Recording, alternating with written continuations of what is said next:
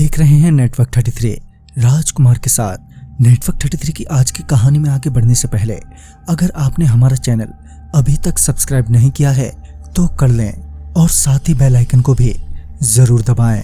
दोस्तों, अगर आपके पास भी ऐसी ही कोई कहानियां हैं तो हमारे साथ जरूर शेयर करें हमारे इंस्टाग्राम आईडी पर। इंस्टाग्राम आईडी है network_33 जिसका लिंक नीचे डिस्क्रिप्शन बॉक्स में दिया गया है। तो चलिए बढ़ते हैं आज की कहानी की ओर। ये तब की बात है जब घर पर कुछ ठीक नहीं चल रहा था।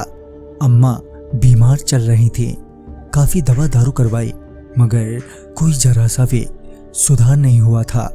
मेरी भी काफी ज्यादा छुट्टियां हो गई थीं। हेडक्वार्टर से मुझे लगातार कॉल आ रहे थे ड्यूटी ज्वाइन करने के लिए और आखिरकार मुझे बढ़ते दबाव के चलते मुझे काम पर लौटना ही पड़ा। वैसे मैं काम पर तो लौट गया मगर मेरा पूरा ध्यान घर पर ही था और पता नहीं क्यों उस रात मुझे अचानक ही बहुत ही ज्यादा बेचैनी होने लगी, मानो कुछ बहुत ही बुरा होने वाला हो। ट्रेन अपने रफ्तार में थी, मेरे साथी गश्त लगा रहे थे मगर मेरा एक जगह बैठे हुए मन नहीं लग रहा था और ना ही चहलकदमी करने में। तभी मुझे घर से फोन आया। फोन पर पिताजी थे जो रोते हुए बोल रहे थे कि मम्मी बहुत ही सीरियस हो गई है, अभी गांव के अस्पताल में उन्हें भर्ती करवाया है, कभी भी कुछ भी हो सकता है। ये सुनकर मेरे आंसू निकल गए। तभी मैं तुरंत ही अपने सीनियर के पास गया और उन्हें सारी बात बताई। तभी उन्होंने कहा कि तुम अगले स्टेशन पर उतर जाओ और वहां से ट्रेन से घर लौट जाना।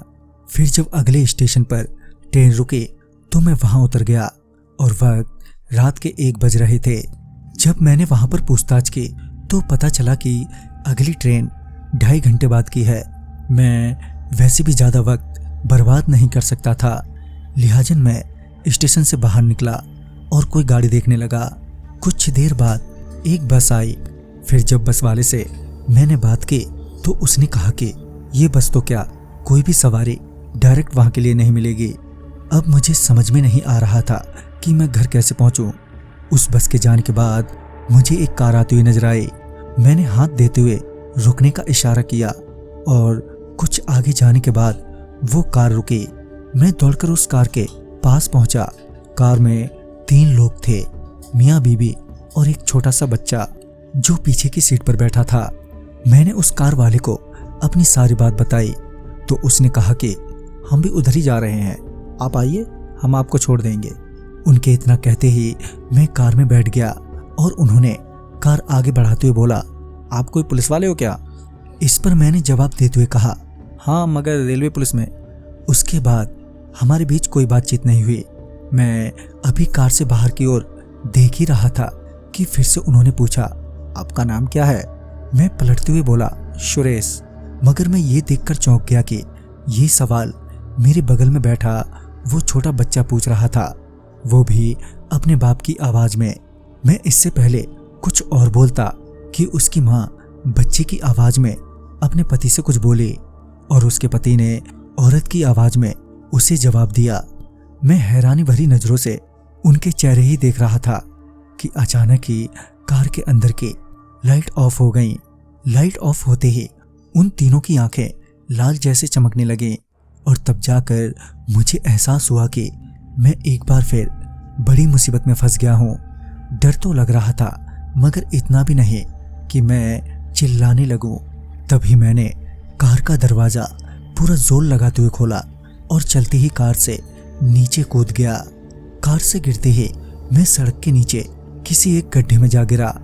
मैं किसी तरह से गड्ढे से बाहर निकला तो मैंने देखा कि कुछ ही दूरी पर वो कार खड़ी है जिससे मैं कूदा था और जब ध्यान से देखा तो वो तीनों मेरी ओर आते हुए नजर आए। मैं तुरंत ही पीछे की ओर भागा। भागते भागते मैं एक बाइक वाले से टकराने से बचा। पहले तो वो बाइक वाला बहुत ही गुस्सा हुआ, फिर जब उसने मेरी हालत देखी और पूरी बात सुनी तो उसने मुझे अपनी बाइक पर बिठाया और वहां से जल्दी से ले गया। उस रात उस आदमी ने मुझे किसी दूसरे रूट से घर तक छोड़ दिया। उसके बाद जब मैं हॉस्पिटल में पहुंचा तो मुझे सबसे बुरी खबर मिली कि अब मेरी माँ इस दुनिया में नहीं रही। दोस्तों वो रात सच में मेरी बहुत ही मनुष्य रात रही। उस रात मैं तो बच गया, मगर मैंने अपनी माँ को हमेशा के लिए खो दिया। तो दोस्तों इस कहानी में बस इतना ही। कहानी आपको पसंद आई हो तो लाइक शेयर करें और साथ ही हमें कमेंट बॉक्स में ज़रूर बताएं।